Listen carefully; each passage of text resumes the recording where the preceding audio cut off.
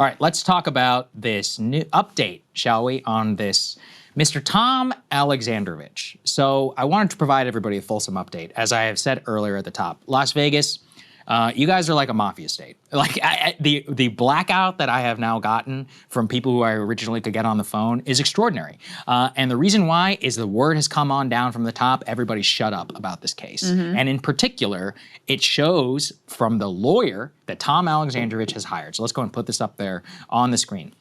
The Las Vegas Review-Journal, who's owned by who? Who? Right? That would be Miriam Adelson, right. Oh, forgot about that.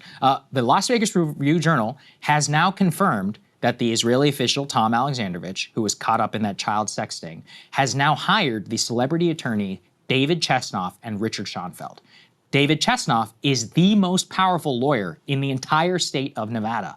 Very recently, he, along with 22 others, including Mark Levin, were appointed by Donald Trump to the Homeland Security Advisory Committee, okay? Just to show you how powerful this current individual is. And lo and behold, it will shock you, absolutely shock you to learn that he is a very pro-Israel lawyer, who is the most powerful one in the state of Nevada. Let's go to the next one, please.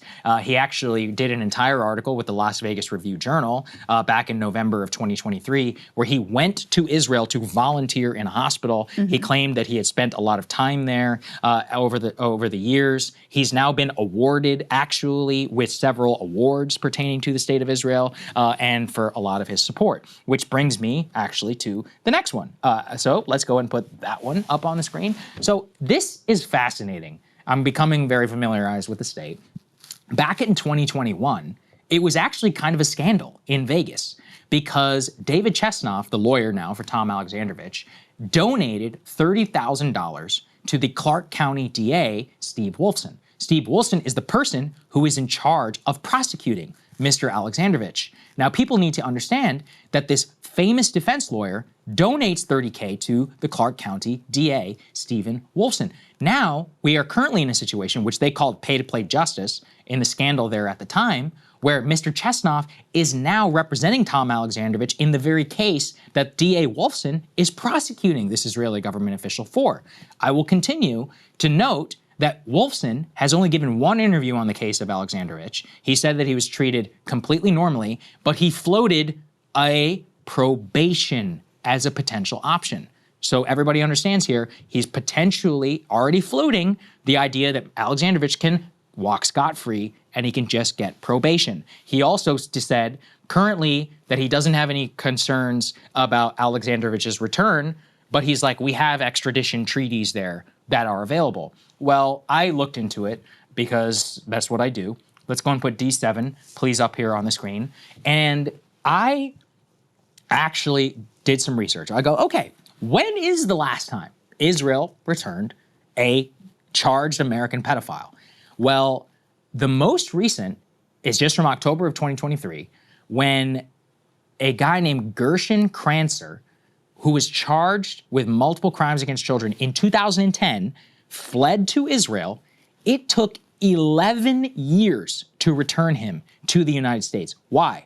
Because he took advantage of Aliyah, the right to return, which we talked about earlier in the show. The Israeli legal system, and specifically the extradition treaty with the United States, has multiple loopholes for any Israeli citizen who is facing extradition. In fact, this became a crisis back in 1999 because actually locally here, Krystal, a 17-year-old murdered another 17-year-old, butchered his body and set him on fire. His father was Israeli and he's like, look, Israel's got no extradition, we're going. And so he fled to Israel. What ended up happening is that the Israelis, after massive diplomatic pressure happened, they said, okay, our Supreme Court won't allow him to be extradited. So we'll try him for the crime in Israel and he can serve his prison sentence there. That leads to a 2005 extradition protocol. That protocol, though, has massive amounts of holes in it, which basically the Israeli legal system is rigged. I guess if all should be, for the ability for their citizens to not face extradition. So the current problem is this guy ever coming back? He has no incentive to. As I just showed you, you can fight your case for 11 years and still barely face return. This is very, very difficult. There's already statute of limitations problems from a rabbi who was charged in the 1980s he still is living with impunity in the state of Israel, never came back because the Israeli Supreme Court was like, oh, it's the statute of limitations, but it's the only statute of limitations because he fled, right? So he was able to run out. He still lives there, totally out in the open with impunity. I mean, a horrific pedophile. And so every ounce of research I have seen here is that this guy who worked for the government, and if he wants to, basically if Trump doesn't put any serious pressure on the government, we will never see him again. Because think about it, the prison sentence for this charge is 1 to 10 years and the DA is already floating probation. You're gonna fight a guy for 11 years for extradition to come back and serve a 1 year? I think we should, to be clear, just to set an example for all of our diplomats. But the road is set to the sweetheart deal of all time.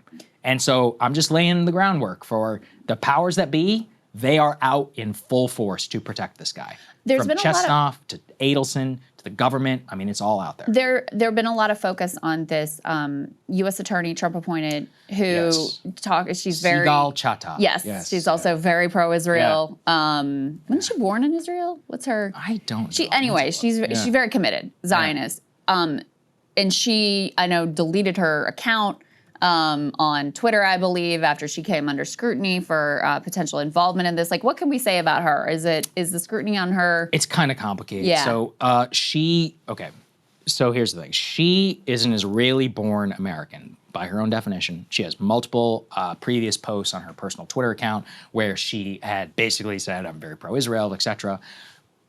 The thing is that... cheering for the destruction of Gaza. Yeah, destruction of Gaza, et cetera. Right. So she's now the acting U.S. attorney for the state of Nevada.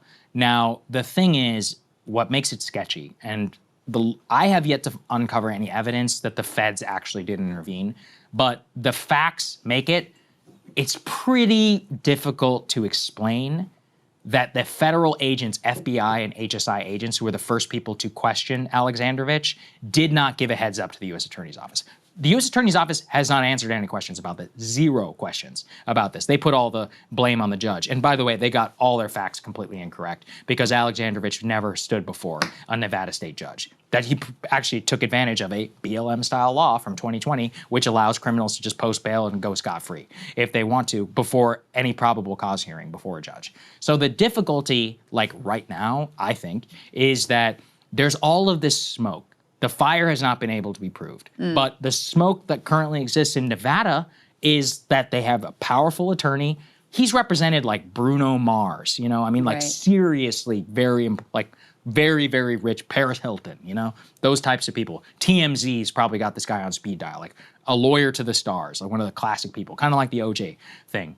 Here's a question, who's paying him? I mean, that's an open one. Who is paying your legal fee? Is it Alexandrovich, who's worked on an Israeli government salary? Is it the government? Is it a rich benefactor? I've been trying to figure out who posted his bail. From what I've been able to find out, no bail bondsman company actually bailed him out. Somebody did post bail, we know that. It wasn't him, based on something called a surety bond. So the question is, who posted his bail? Again, total blackout from Henderson City. So there's still a lot of very sketchy stuff here. I personally think what's going to happen is he's going to get probation and he's going to walk. And the question will be, is he going to get special treatment compared to the 7 others who were caught up in the sting? Right. All of whom have been charged. This man remains uncharged by the state of Nevada. He's the only individual caught in the sting who hasn't yet been charged. I've been checking every day. And I think it's just worth reminding people that this isn't just like some random Israeli. No. He is a high-level official, close, close to the Netanyahus, et cetera. Yeah. So, this isn't just some rando. This is, what's his official title? He's like in charge of cyber director. Yeah, cyber director. Oh, by the way, immediately after this, my phone, lockdown mode. I was like, I'm not taking any risks. Very intelligent, very intelligent. I will say the uncovering and the reporting of this story, which initially surfaced for me, at least from Mel, she's a Village Crazy Lady on Twitter, and then you're sleuthing. It has restored some of my faith in quote unquote independent media because we would never know. If it wasn't for, independent journalists, we would never know anything about this whatsoever. No, it's true. Him just like hurrying up and leaving to Israel, that would have been the end of the story. And, you know, there would have been like a little local crime news story in Nevada that no one would have picked up on. Certainly the mainstream press wasn't going to dig into this. This is my beef. No offense, Nevada local journalists, but like they don't understand the political implications. So for them, they report it like any other crime story. They're like, he lured a child to Cirque du Soleil. You know what I'm saying? Like they do the details. Yeah. The FBI NSA thing, they have the same docs that I do because they've got sources. They didn't report any of that. You know, and I read all of their stories. And then they just print whatever the lawyer says with no comment. They don't note any of the stuff that I just did. Same thing with the DA. They don't ask him any follow-up. They're like, hey, what about the extradition treaty? Have you demanded his appearance in court? Nothing. Like, it's one of those where, I mean, I almost don't blame them because, you know, they're not following international politics. They're like crime beat reporters, most likely. Or they work for the Adelson. Yeah, or they work, you know, in some cases, literally work for the Adelson. But, I mean, no, but there's a local TV guy who I've been following. He's been, you know, reporting or whatever on the case. But it's more so that I just think they're not familiar with, like, how much of a scandal it is nationally. But this is why national media and others, they could cover this story easily if they wanted to.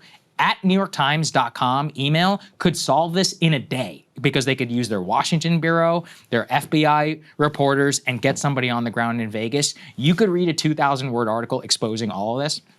They won't touch it. And I mean, I think the reason why is because it's about conspiracy, right? Like, it's distasteful and it would feed far-right fantasies. And it's like, guys, we're dealing purely in the realm of facts. Caught in a sting, back in Israel, remains the only one uncharged, hired the most powerful lawyer in the state of Nevada.